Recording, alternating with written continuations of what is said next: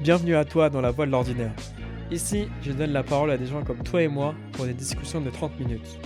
On commence toujours avec une question choisie au hasard, puis on se laisse guider par la simplicité et l'énergie naturelle de l'échange. Et souvent, ça donne des résultats incroyables. T'es prêt ? C'est parti pour une nouvelle aventure.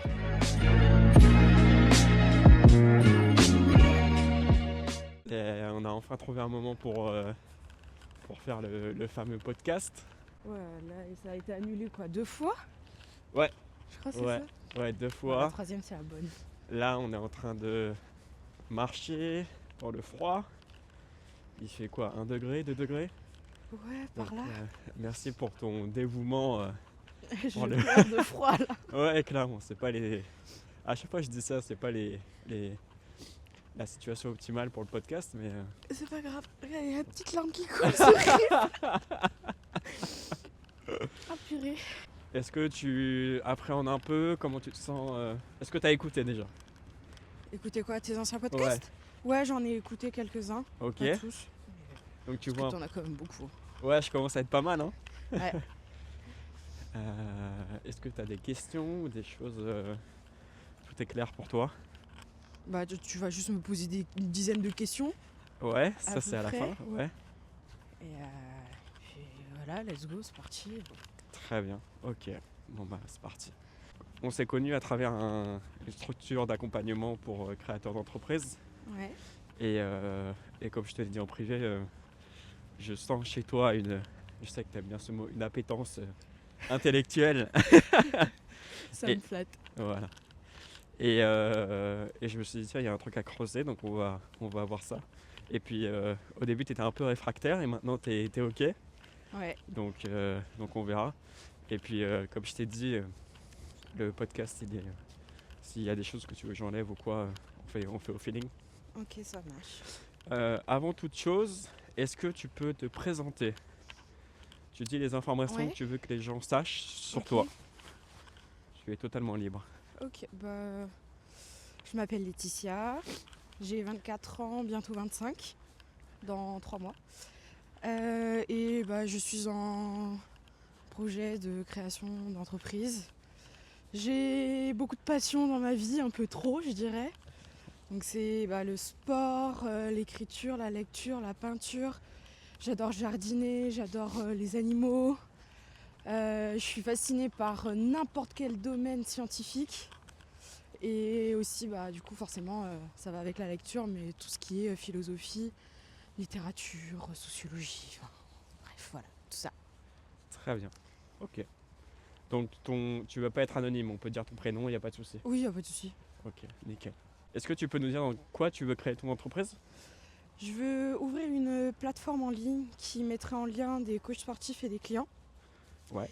Et mettre sous forme d'abonnement des vidéos de sport pour donner l'accès au sport à un maximum de personnes, en particulier les femmes, puisque on est les premières à être, à ne pas avoir le temps entre le travail, les responsabilités du foyer familial, etc. C'est difficile pour les femmes d'avoir du temps, du coup c'est la clientèle que je vais viser pour leur permettre de pouvoir faire du sport depuis chez elles, accompagnées, en sécurité. Et voilà. Ah d'ailleurs, je voulais vous prévenir, il fait 1 degré, je le rappelle, donc si des fois on renifle un peu, désolé. On va essayer de faire au mieux, mais Ah, le podcast fait à l'arrache. c'est ça qui est cool aussi, C'est pas grave. on marche, on discute, voilà. Tant que le son est bon, en vrai, Ouais. ça passe. C'est du feeling. Voilà, c'est ça. Alors Laetitia, est-ce que tu es prête ? Ouais. Est-ce que tu peux me dire un chiffre entre 1 et 12 ? 4. 4. Oh parfait, la question est parfaite pour toi. Parle-moi d'un livre, d'un film ou d'une œuvre d'art qui t'a profondément touché et pourquoi ? Ok. C'est le livre que je suis en train de lire. Donc tu commences à démarrer là. Ouais. Ok, attends, je lance le chrono. Pourquoi j'ai un temps. On discute pendant 30 minutes Ok. et après les 30 minutes, on s'arrête. Peu Ok. importe où on est dans la conversation, on s'arrête au bout de 30 minutes. Ok, ça marche. Du coup, le livre que je suis en train de lire, qui s'appelle L'autoroute du millionnaire, j'ai pas du tout accroché au début. Et en fait, je suis arrivée à une page assez spéciale, puisque l'auteur, il dit j'ai fait exprès d'écrire des choses un petit peu bullshit au début de ce livre pour attirer un maximum de gens. Bon, déjà, je me suis sentie flattée parce que forcément, je me suis dit je fais pas partie du coup de la plupart des gens. Et c'est devenu super intéressant, mais c'est un livre un peu, je vais pas dire compliqué, mais il faut vraiment prendre le temps, il faut réfléchir à ce qu'il dit, surtout qu'il emploie des termes des fois pour expliquer sa vision des choses. Donc par exemple, le train de vie des personnes qui vivent au jour le jour, il les appelle les piétons. Ok. Et il dit que leur vie, c'est le trottoir. Bon, c'est assez péjoratif. Ouais. Mais du coup, il a tout ce vocabulaire qu'il faut s'approprier. Et je trouve ça juste fascinant. Il explique son point de vue sur la richesse, sur ce que c'est pas que de l'argent, que la richesse, c'est avant tout la liberté d'avoir le choix dans sa vie. Et que ça passe aussi forcément par la famille, les amis et la santé. Et du coup, ça a remis pas mal de choses en question dans ma vie, sur ma vision des choses, ma vision de la vie, mes objectifs aussi personnels. Donc voilà, c'est le livre, je l'aime trop, faudrait que je te le prête d'ailleurs, c'est le suivant. Ouais, carrément. Alors il est incroyable. Je vais essayer de creuser un peu là-dessus. Comment tu l'as découvert? Pourquoi ce livre-là? Alors ça va faire très cliché, mais je l'ai découvert sur le BookTok, donc sur TikTok. Ah ouais? Ouais, d'accord, je connais pas. Parce que je suis pas mal de comptes de lectrices et de lecteurs qui du coup font des petites recommandations, ce livre il est sympa et tout. Et du coup j'avais vu des gens qui en parlaient plutôt en bien. Du coup je l'ai noté dans ma petite liste et puis je l'ai commandé, puis voilà. Très bien, ok. Donc tu dirais que c'est pas un livre de développement personnel banal comme les autres, il a un truc en plus? Il a quelque chose en plus, c'est surtout une honnêteté en fait en plus que j'aime trop. Il passe pas par 4 chemins pour dire les choses et ça c'est génial. Et t'as étudié un peu ce que l'auteur avait fait dans sa vie et tout ou Il l'explique un peu dans son livre. Ouais. En gros, il a 37 ans, il est à la retraite. Ouais. Il roule en Lamborghini, mais ça c'est le début de son livre. Hein. Il y a un bug là. Non, vraiment, il a 37 ans, il est à la retraite. Ok. Il roule en Lamborghini, c'était le summum de ses objectifs de vie. Ouais. Parce que pour lui, la Lamborghini, ça représentait le Graal, quoi. Il a été entrepreneur, donc il a fait plusieurs entreprises sur des plateformes en ligne. Ouais. Donc un peu pareil. Puis les plateformes, elles ont commencé à valoir de l'argent, et puis il a juste revendu ses entreprises, et puis il est parti à la retraite, tout simplement. Waouh, ok. Bon, après, il y a toute une histoire un petit peu plus compliquée, parce qu'il parle aussi un peu de son enfance, de comment il était, etc. Mais je vais pas te spoil, il faut lire le livre. Ouais, clairement. Et comment t'as fait pour accrocher alors que le début du livre est carrément chiant, non? Ouais, un peu, mais en fait j'ai un principe assez bizarre. Quand j'ouvre un livre, je veux absolument le terminer parce que je me dis on peut être surpris à tout moment en fait. Ouais. Et ça m'a prouvé que j'ai eu raison du coup. Trop cool. Ouais. Ça tue. Et pourquoi tu lis ce genre de livre? Pourquoi je lis ce genre de livre? Parce que j'estime que l'éducation financière en France, il n'y en a pas. Ouais. Donc je trouve ça important d'apprendre, de chercher les connaissances. Pas que vis-à-vis de l'argent d'ailleurs, vis-à-vis de tout dans la vie, que ce soit du dev perso, les finances, sur n'importe quel sujet, on a des doutes, faut chercher, faut s'instruire. Donc j'ai commencé à faire des recherches sur l'argent, tout simplement. Parce que c'est super tabou en France, et moi j'aime pas les choses tabous, ça m'énerve. Du coup j'ai fait des recherches, mais ça fait longtemps, hein. J'ai lu plein de bouquins, j'ai regardé plein de vidéos sur YouTube, des vidéos, franchement, je suis pas très fière de les avoir regardées parce que c'est des mecs, ils font ça parce qu'ils ont une formation à vendre derrière. Ouais. Donc en fait, leurs conseils, je vais pas dire que c'est des faux conseils, mais c'est pas des gens sur qui je vais prendre exemple, tu vois. Tu peux pas par exemple dire ok, je vais être suivi par un coach sportif, tu regardes le coach sportif, il est en obésité. Il y a quelque chose qui va pas. Ces gens-là qui te donnent des conseils sur les finances que tu trouves beaucoup sur internet, ils roulent en Clio. comment je vais leur faire confiance en fait. Oui. Puisque les conseils qu'ils donnent, du coup, ils les appliquent pas à leur vie. Donc ça va être un peu fais ce que je dis mais fais pas ce que je fais. Mais j'ai compris, il y en a plein qui donnent des conseils sur comment devenir riche. Et ils deviennent riches en te donnant ce genre de conseils.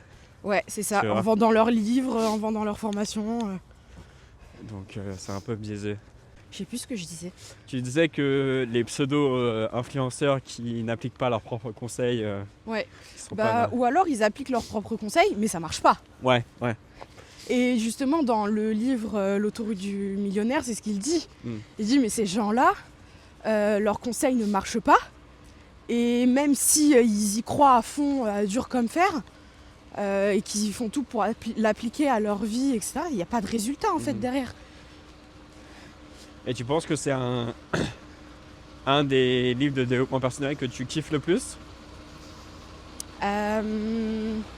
Développement personnel, c'est un grand mot, parce que c'est surtout de la finance. Ah là, il parle de ça principalement? Ouais, Ok. essentiellement de comment s'enrichir, comment partir à la retraite à 37 ans. De dev perso, je me souviens plus du nom de l'auteur, mais c'était, je t'en avais parlé, The Miracle Morning. Ouais. Ce livre, il était incroyable parce que je pense aussi, tu sais, les livres, c'est un peu comme une bonne bouteille de vin. Il y a des moments, tu as envie d'un rosé, il y a des moments, tu as envie d'un bon rouge. Mais ça dépend des moments, en fait, ça dépend de ton état d'esprit, de quel alcool tu vas choisir, tu vois. Les livres, c'est un peu pareil. C'est ta petite bibliothèque, c'est comme une cave à vin, en fait. Et en fonction de tes émotions, de ton état d'esprit, tu vas choisir le bouquin qui aura un bon impact et qui va te toucher le plus. Et du coup, ce livre, Miracle Morning, je l'ai lu à une période de ma vie où j'en avais vraiment besoin. Donc il m'a énormément touchée, mais je pense qu'il y a des gens, ça les touche pas du tout parce qu'ils sont pas à un stade de leur vie qui ressemblait à la mienne. Et j'étais... en gros, je faisais un peu une dépression après un travail qui s'était mal passé. Ouais. Et le livre, il expliquait l'importance d'avoir des habitudes, et en particulier le matin. Ok. Donc en gros, le matin, tu te lèves 1 heure plus tôt. On sait ce qu'il conseille, mais tu peux faire 30 minutes, tu adaptes à ta situation. Et tu réserves ce temps rien que pour toi. Et la journée, elle commence avec du temps pour toi. Ouais. Et ça m'a beaucoup aidé. C'est quelque chose que je mets en place autant de fois que je peux. Le matin, après, forcément, il y a des matins, je suis en retard comme tout le monde. Je vais pas dire que je suis un exemple, mais j'essaye en tout cas. C'est vrai que c'est un bon conseil, surtout pour vous, hein, mesdames, hein, où en général vous faites beaucoup de choses pour les autres, ou surtout dans la maison et tout. Ouais.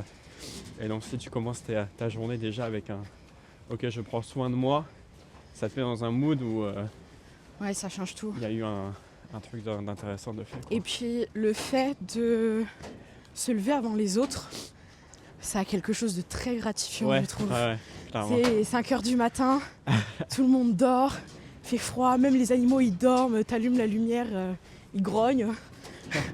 Mais du coup ça donne la sensation que t'es en avance. Et c'est super agréable. Puis t'as l'impression que ta journée elle va être hyper longue, tu peux faire plein de choses. Ouais, voilà, c'est ça. C'est Tu dis, trop ouais, cool. j'ai du temps devant moi, c'est incroyable. Satisfaisant. Ouais. Donc autoroute du millionnaire, ça te chauffe de fou là. Enfin, t'es dedans là. Je suis à D'accord. fond dedans. Tu le conseilles alors? Ouais, je le conseille. Ouais, ok. Pour qui? Pour toute personne qui pense que la richesse c'est de la chance, Ouais. toute personne qui vit avec de l'argent au jour le jour, ou tout simplement quelqu'un qui a envie d'en apprendre plus et qui se dit que tout ce qu'on trouve sur internet c'est pas suffisant. On a cet instinct, tu sais, au fond de nous qui dit il manque un truc là, il manque une info, il y a un truc qu'on n'a pas. Et ben voilà, si t'as cette sensation au fond de toi, va lire ce livre, c'est incroyable. Qu'est-ce que ça t'apporte les livres dans ta vie de tous les jours? De la patience. Que ça prend du temps de lire un livre. Ça m'apprend à me calmer, à revenir sur l'instant présent en fait, plutôt que d'être tout le temps sollicité par des trucs. Même quand on écoute de la musique, on fait un truc en même temps. Et du coup, le livre, il t'oblige à te mettre dans une bulle, à te recentrer sur le moment présent et à calmer en fait. Et puis après, il y a toutes les connaissances qui vont avec qui sont incroyables. C'est vrai que le livre, c'est l'une des rares activités où tu es obligé de faire que ça. Les podcasts, par exemple. Ouais. Moi, j'écoute des podcasts, je fais la vaisselle en même Oui, temps. voilà, c'est ça. Et c'est horrible parce que le cerveau, il n'y a aucun moment où il peut se reposer, se recentrer. Et d'ailleurs, dans le bouquin de Miracle Morning, il dit, le matin, il y a un truc super important à faire, c'est un moment de silence. Tu prends 10 minutes juste de silence, tu regardes un point fixe, tu respires, tu te concentres sur toi et tu essayes de faire le vide dans ta tête. Ça fait un bien fou. En fait, tu te reconnectes à toi-même, quoi. Ouais, c'est ça. C'est ça.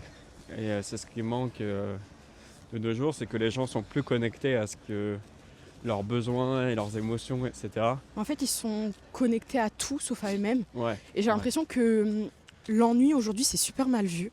Ouais. C'est super mal vu et les gens, ils ont peur du vide. Ouais. Ils veulent toujours avoir plus dans leur vie, que ce soit des biens matériaux, que ce soit, je sais pas, des trucs de marque. Ils veulent posséder des choses. Et en fait, ils finissent par oublier que la première chose qu'on a dans la vie, c'est soi-même. Et si tu te concentres pas sur toi, tu vas nulle part. Parce que tu es le pilier en quelque sorte. Là, par exemple, on le voit avec la création d'entreprises. On a beaucoup d'ateliers où on nous dit mais le pilier c'est vous-même, si nous-mêmes on va pas bien, on ne peut pas créer quoi que ce soit. Et les gens ils ont peur de ce vide, ils ont peur de s'ennuyer, alors que c'est toujours quand on s'ennuie et quand on est dans le vide qu'on a les meilleures idées, qu'on arrive à retrouver des choses qui nous ressemblent.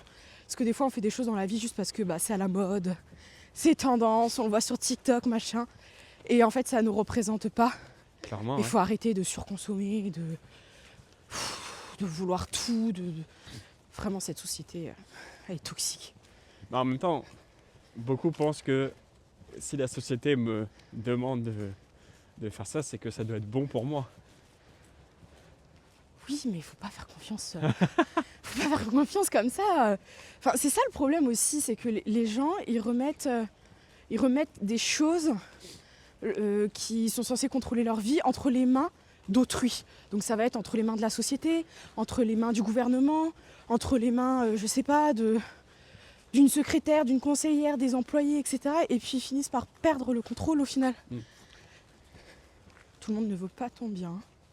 Non, c'est sûr que... Et toi, t'as réussi à te détacher de tout ça ? J'essaye. Déjà en prendre conscience, je pense que c'est beaucoup. C'est déjà pas mal. Ouais. Sur quoi tu te bats principalement par rapport à est-ce que les achats compulsifs, Les achats compulsifs, c'est dur. l'information à outrance, sur quoi tu essayes de lutter ? Un peu de tout en fait, parce que j'ai été un produit de la société, on va dire. Ok. Vraiment dans le plus gros des clichés. Tu l'admets quoi. Ouais, je pense qu'à un moment donné, il faut être en paix avec ça. Ouais. Avec le fait d'avoir fait des bêtises dans sa vie. Ouais. C'est pas grave, la vie c'est une expérimentation, c'est comme une expérience scientifique, ça marche pas, c'est pas grave. Yes. Le but c'est de tester. Et contre quoi je me bats aujourd'hui ?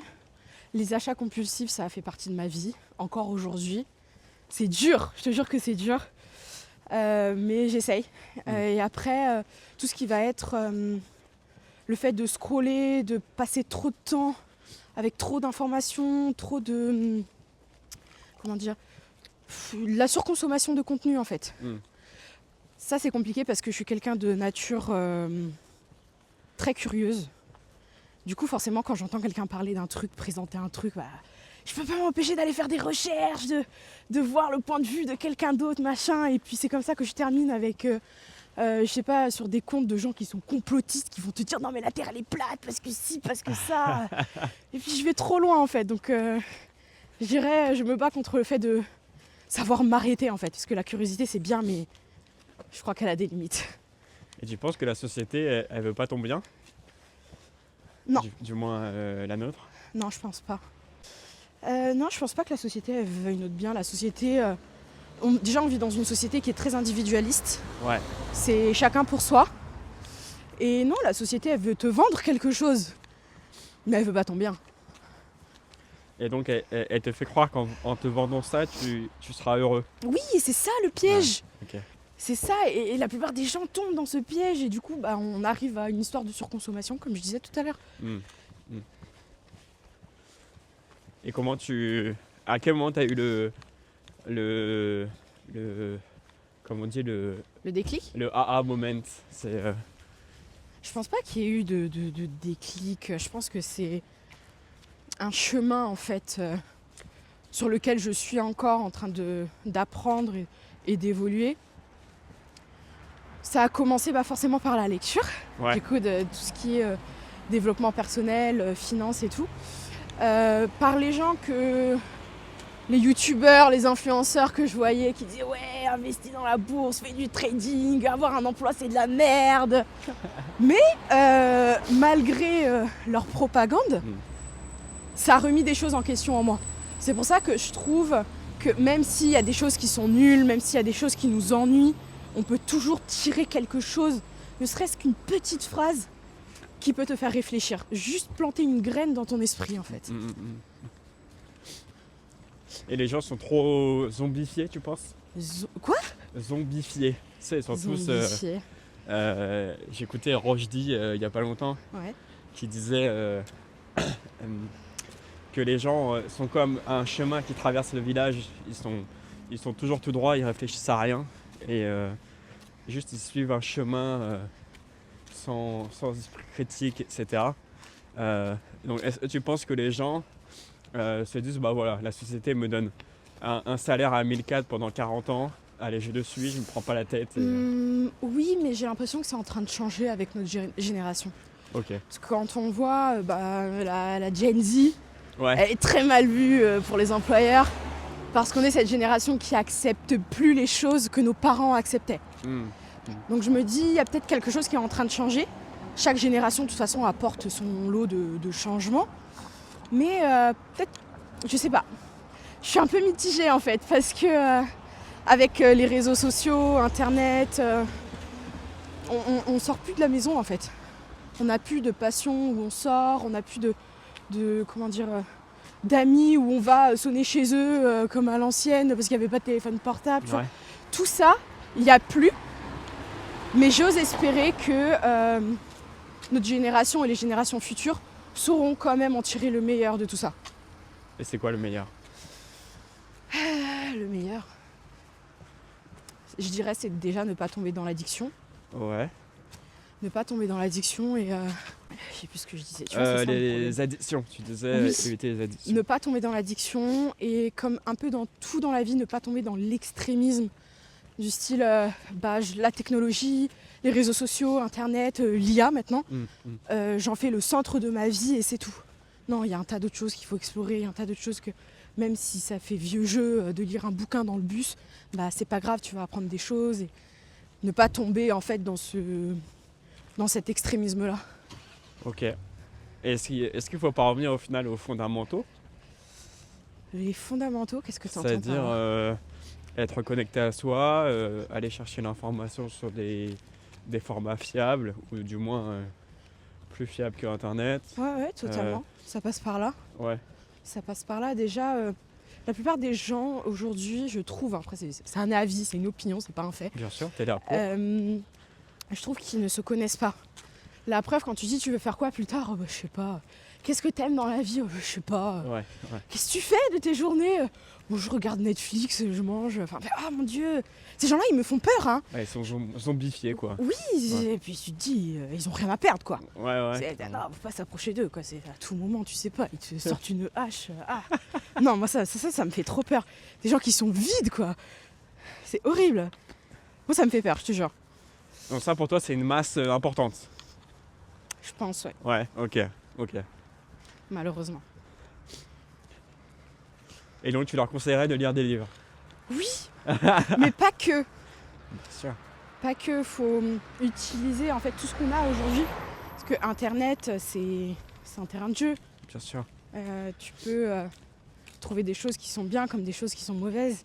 Ouais. C'est ce que je dis, il faut juste tirer le meilleur de ça en fait et rester ouvert d'esprit, que ce soit les réseaux sociaux. Les réseaux sociaux, en vrai, le problème c'est que la masse est abonnée aux mauvaises personnes. Il y a des gens qui font des trucs de fous sur les réseaux sociaux Bien sûr. et ils n'ont pas beaucoup de followers. Donc ça va être des profs, des gens qui ont des choses à t'apprendre, des experts, des professionnels. Ils ont compris que les réseaux sociaux, il y avait quelque chose à en tirer. Ouais. Mais je sais pas pourquoi, la plupart des gens ne s'y intéressent pas. Mais il y a plein de trucs qui sont géniaux. J'ai écouté hier un podcast de Nassim Saïli là, avec Najbi Fit là. Ouais, Et Najbi il disait en fait les gens qui sont nuancés ils attirent moins que les gens qui sont radicaux. exactement. Et donc si moi je sais que la couleur bleue c'est la meilleure couleur, je veux pas entendre quelqu'un qui me dise non mais tu sais le vert c'est cool aussi. Je veux entendre quelqu'un qui me dise t'as raison, allez Exact. viens on va aller ensemble dans cette Exact. Et direction. on le voit en politique avec Bah la ouais. droite et la gauche qui sont complètement séparés à l'extrême. Clairement. Et c'est pour ça que je dis, j'ai espoir en la nouvelle génération et les futures générations, on va dire, parce que quand Emmanuel Macron il a été élu, c'est ça que les gens ils voulaient mettre fin à ça. Ouais, Ils voulaient ouais, quelqu'un justement qui vienne nuancer, un et peu c'est pour de- ça qu'il a été élu, hein, je pense, parce qu'il disait, mais moi je vais juste reprendre les bonnes idées de la droite, les bonnes idées de la gauche, et puis on va faire un truc sympa. Bon, au Ouais, final, c'était pas trop ça, mais ce n'est que mon avis. Tu parles en ton avis. On est là pour ça. Ok. T'as réfléchi au truc quoi. Oui, Sur, moi je réfléchis un peu à tout, c'est important. Faut se demander, je sais pas, après peut-être que je vais trop loin, hein, ouais. parce que encore une fois, ma curiosité des fois elle déborde. Par exemple, de poser la question, pourquoi cet arbre il est là en face de nous, tu vois? Ok. Pourquoi les immeubles ils sont construits comme ça? Pourquoi le trottoir il est là, il est comme ça? Pourquoi il y a un trou ici? Pourquoi? Je sais pas, essayer de comprendre en fait le monde qui nous entoure. Et ça forcément ça va par la science. Ouais. Et ça va aussi par tous les experts en fait qu'il faut écouter autour de nous. Et s'adresser aux bonnes personnes, trouver les bonnes informations au bon endroit. Ça c'est un réel défi. Est-ce que tu te sens en décalage avec les gens de ton âge et de ta génération? Purée tellement. Ouais. Ouais, c'est horrible. En fait, je me sens en décalage avec la plupart des gens. Pas forcément des gens qui ont mon âge, mais les gens en général. Parce que j'ai l'impression qu'ils vivent... Tu vois, les chevaux, ils ont des trucs là sur le côté, je sais plus comment c'est. Hier là. Ouais, voilà, j'ai l'impression qu'ils vivent avec ça. Et qu'ils refusent en fait de voir plus loin. Et c'est énervant parce que des fois, j'essaye. Alors qu'il y a des gens, j'ai des agréables surprises. Parce qu'ils vont me dire, ah mais ce que tu me dis c'est super intéressant, t'as pas des films, des livres à me conseiller, ouais c'est incroyable et tout. Parfait. Et j'adore du coup transmettre ce que je sais. Mm. Et t'as d'autres gens qui vont dire, non mais ça m'intéresse pas, j'en fous. Ou pire, t'as tort. Je veux Ouais. pas dire que j'ai jamais tort.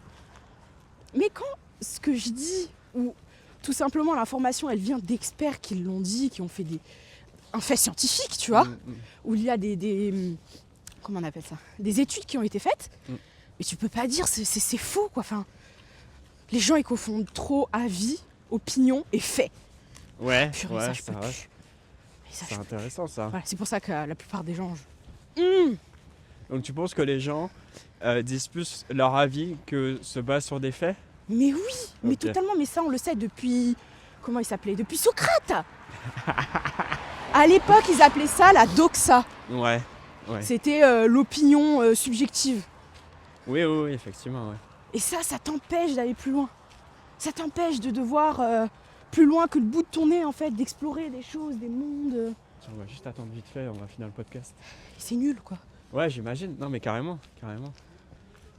Et comment tu fais alors pour sociabiliser avec d'autres personnes alors si vraiment tu es en décalage? Tu vas rire, mais ça fait quelques mois que j'essaye de sociabiliser avec des gens sur Ouais. 24 ans de ma vie, tu vois. Ah ouais? Ouais, Ok. c'est dur. C'est dur. Je veux pas être méprisante, mais la plupart des personnes, je les trouve inintéressantes. D'accord. Parfait.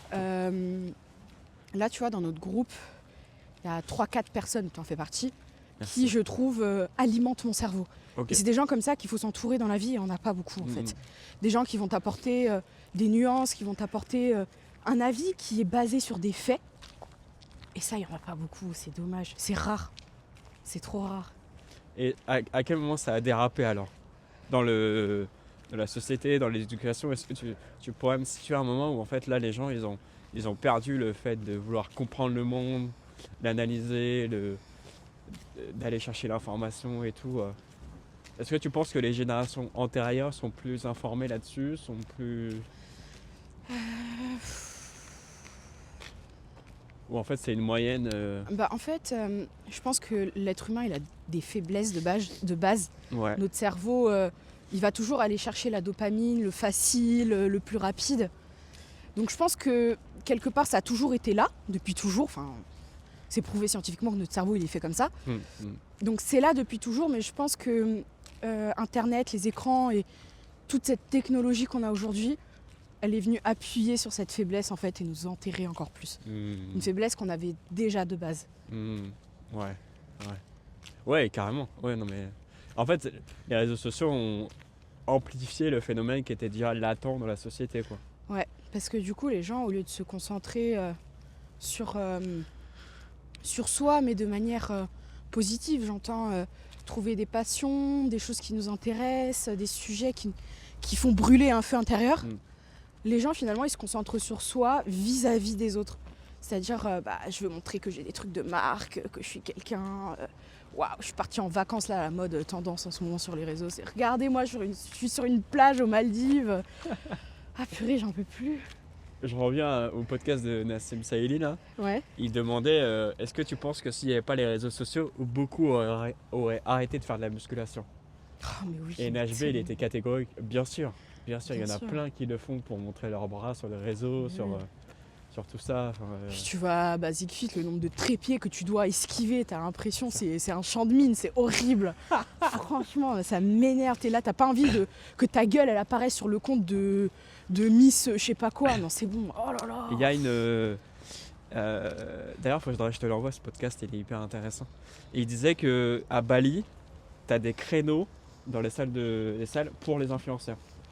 De 14h à 17h, tu sais que tu peux filmer à gogo, personne ne peut rien te dire. Tu vois. C'est terrible. Après, les gens, je pense qu'ils ont compris aussi qu'il y avait de l'argent à se faire là-dedans.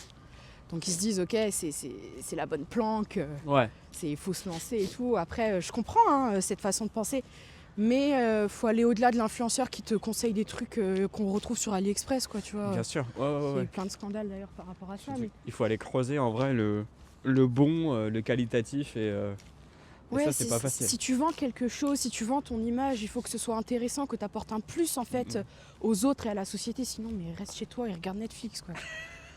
Je suis méchante, mais... Je sens que ça te... Il y a un truc là. Ouais, je suis un peu énervée contre la société, je crois. Mais toi, tu travailles à faire la différence. Oui. Donc, j'essaye. C'est le principal au final. J'essaye. Benko, 30 minutes. C'était très intéressant. On n'a pas fini, il reste les questions encore. Ah ? Il reste encore 10 questions. Questions courtes, réponses courtes. Ouais. Ok. Déjà, comment tu te sens là ? J'ai froid, très très froid. Ouais, on va speeder. Là, ma mâchoire, elle a du mal à s'ouvrir. On va speeder. De quoi tu es le plus fier ? Au début, c'était une honte, mais aujourd'hui, je suis fière d'être quelqu'un de différent. Très bien. Ta plus grande blessure ? Le harcèlement scolaire. Qu'est-ce qui te motive à te lever le matin ? Changer le monde. Si j'étais ton fils, que dois-je faire pour te rendre heureuse ?